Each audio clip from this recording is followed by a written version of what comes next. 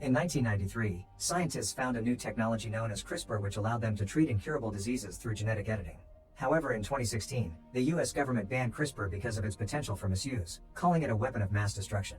In the present day, the space station Athena 1 is in absolute ruins and the entire crew is dead except for Carrie, who is asking the control room for help. However, her boss won't open the door to the escape capsule unless Carrie retrieves the mutagen samples first. Afraid but desperate to survive, Carrie goes through the wreck and secures the 3 samples, but unfortunately she's spotted by the enemy. It turns out that an experiment gone wrong has created a monstrous mutated rat that went crazy, and now it's coming after Carrie. The astronaut rushes away, dodging the debris and the flames as fast as she can, and she makes it into the escape capsule right before the rat can catch her. Carrie leaves and watches the station explode, but unfortunately the rat's rampage has damaged the capsule too, so it also explodes and kills Carrie while the pieces fall to Earth. Sometime later at San Diego Wildlife Sanctuary, primatologist Davis introduces his friend Nelson and 2 new employees to the gorilla enclosure. The newest member Pavo is quite aggressive and is bothering the females, so Davis uses sign language to calm him down. At that moment, Davis's best friend George shows up, and the presence of another male gorilla causes Pavo to get aggressive again. One of the employees gets scared and tries to run away, so Pavo goes after him and pushes him to the floor. But before anything serious happens, George cuts in and scares Pavo away. Once it's over, George and Davis exchange many jokes through sign language, and Davis reminds George that Pavo is family now so he also must be protected. When Davis asks for a fist bump, George gives him the middle finger first. Afterward, one of the employees tries to ask Davis out, but he turns her down, and Nelson teases him for preferring animals over people. Later in the evening, the 3 mutagen canisters that Carrie retrieved arrive on Earth. One lands in the sanctuary and sprays George with its contents.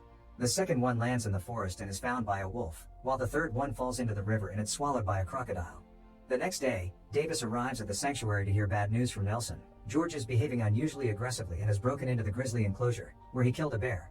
When Davis checks on George, he discovers the gorilla has been wounded by the bear too. George is sad, and he admits he made a mistake and apologizes, but the biggest shock is that George has grown much bigger in size.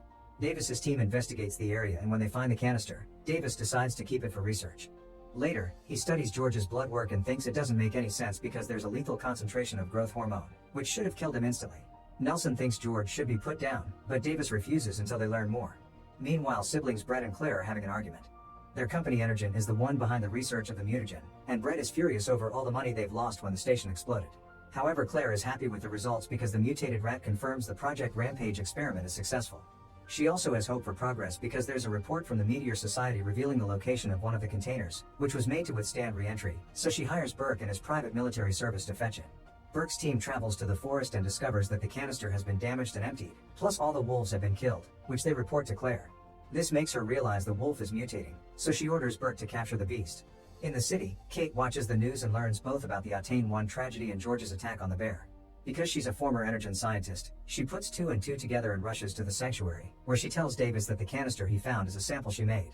Davis is wary of her, but Kate begins mentioning all the symptoms George is going through to prove she's the real deal and the only one that can cure George. It turns out the mutagen is editing George's DNA by mixing with DNA from other animals, causing him to grow rapidly and become more aggressive. Suddenly George becomes enraged and starts hitting the cage until he breaks it and escapes. Then he begins storming through the sanctuary and spreading chaos among the guests, even destroying cars with his fists. The police immediately arrive and get ready to shoot him, but Davis cuts in and calms George down using sign language. The cops put down their guns, but a sniper in a helicopter doesn't get the memo and knocks George down with tranquilizer darts.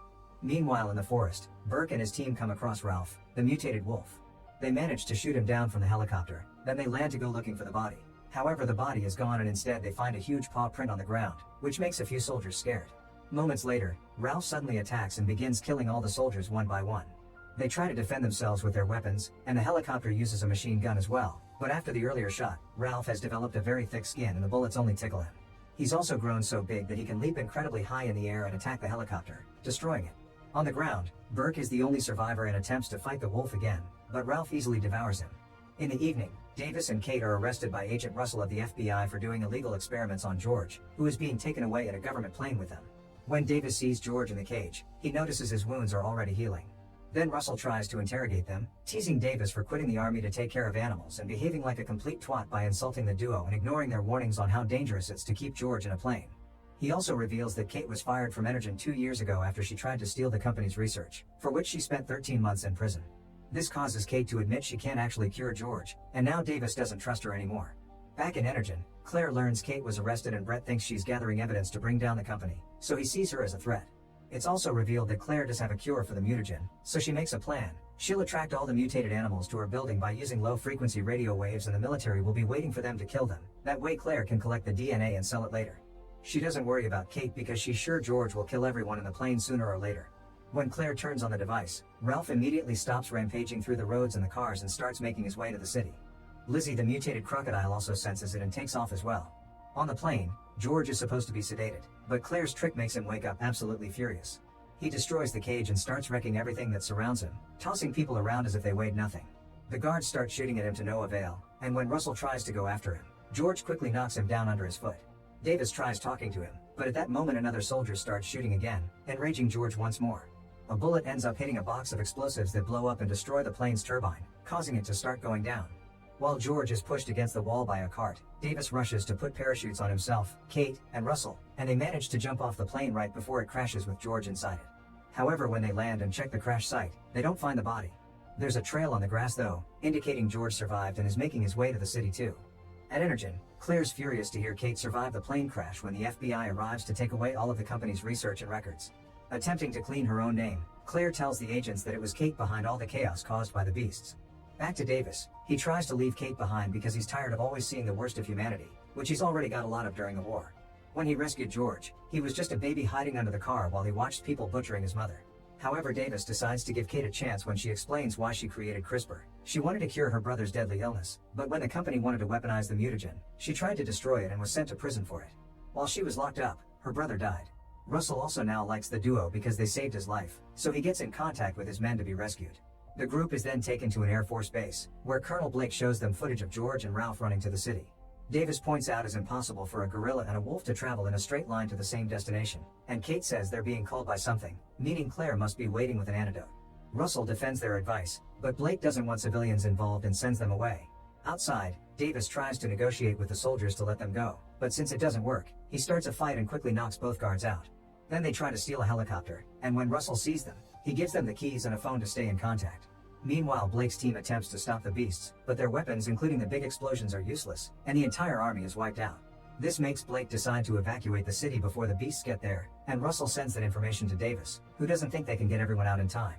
When George and Ralph arrive at the city, the destruction immediately begins. They bring down buildings, destroy vehicles, and even hit any helicopter that comes closer.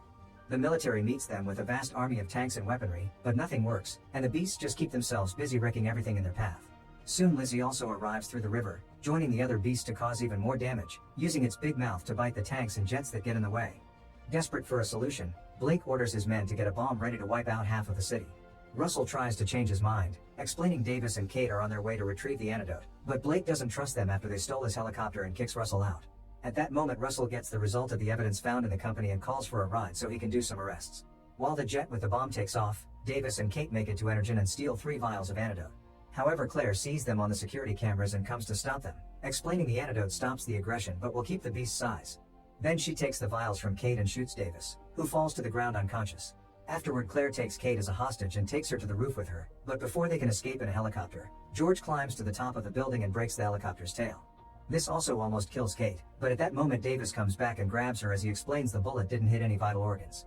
While George proceeds to destroy the antenna sending the signal, Kate reveals that she managed to keep one of the vials, so they can still save George at least.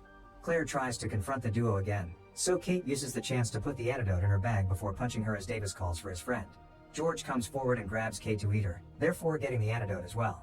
Meanwhile, Brett is trying to escape through the stairs, taking the last computer and a lab rat with him so he can make business again later. He bumps into Russell on the ground floor, and the agent takes the things from him in exchange for letting him go instead of arresting him. However, when Brett makes it outside, he's suddenly crushed by falling debris. Outside, Lizzie and Ralph join in the destruction of the building while George starts to calm down, thanks to the antidote. Davis and Kate take the broken helicopter right before the building crumbles down, causing the helicopter to crash to the ground but also allowing the duo to survive. Then Davis notices there are lots of civilians still around, and that George is finally feeling better. Lizzie and Ralph are fighting each other, so Davis tells Kate to go find Russell while he arms himself up and joins the fight with George. The beasts roll around and exchange vicious hits, but in the end it's Lizzie who kills Ralph by biting him on the neck. Now it's George versus Lizzie, but it seems George is struggling to gain the upper hand, so Davis throws a belt of grenades at Lizzie's back. Unfortunately, Lizzie has grown very powerful and the grenades don't do much damage. Lizzie recovers quickly and throws George against a building, causing a steel bar to go through the gorilla's chest. Then Lizzie tries to come closer to finish him, But Davis comes through and uses as many weapons as he can take from the helicopter to distract the crocodile. Lizzie falls for it and begins going after Davis, almost killing him. However, George takes the steel bar and jumps in the air to stab Lizzie in the eyes, finally ending the fight. Kate reaches Russell and tells him about the antidote, who calls Blake to pass the message. Blake notices the deaths on the screens and decides to abort the airstrike mission, accepting George is on the good side. Unfortunately, George passes out after winning, and Davis has to take a moment to grieve his best friend. But when he's about to leave, Davis notices some twitching and realizes George is just messing with him. The gorilla offers his middle finger before Davis and he share a fist bump. Now Davis's next mission is to find a place where they can place George.